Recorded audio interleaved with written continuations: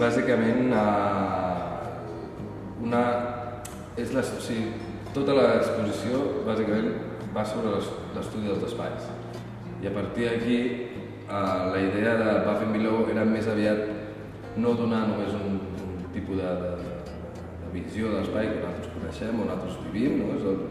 Ja sigui a nivell arquitectònic de l'edifici que ens trobem, sinó anar una mica més enllà, no? Donar aquesta flotabilitat, aquesta ingravidesa i anar a uns 360 graus que no ens podem quedar en els 180 graus. A l'entrada, just a l'entrada, com veureu, hi ha un díptic que es diu In Memoriam. Aquest projecte va ser molt més particular, era més un homenatge a una persona que ja no hi és, i el vaig voler col·locar allà bàsicament com a aquest punt de donar-li importància al personatge, en si que realment tots formem part tots tenim espais a la nostra vida.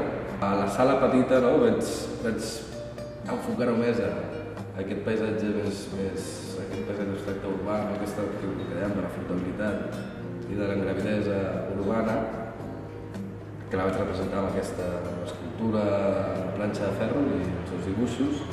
I a la sala gran vaig enfocar-ho més cap al bloc, cap a l'espai més arquitectònic, no tan urbanístic. Tot des d'una sensibilitat.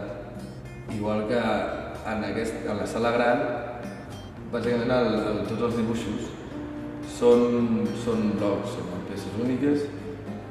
L'únic que estan en aquest punt hermètic, no? Amb el seu propi espai, en aquest cas sigui el paper o sigui el mateix marc, i fa que aquesta sensació de flotabilitat ja desaparegui una mica i apareixi més el pes atmosfèric. Els contenidors comença a veure,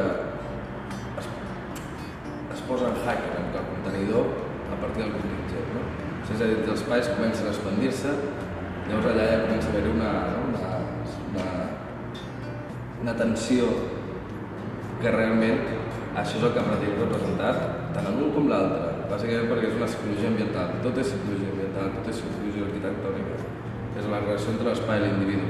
Això és el que representa cada un d'ells, és com ens podem sentir quan entrem en un espai, quan entrem en una sala, quan entrem en una habitació o quan entrem en una ciutat.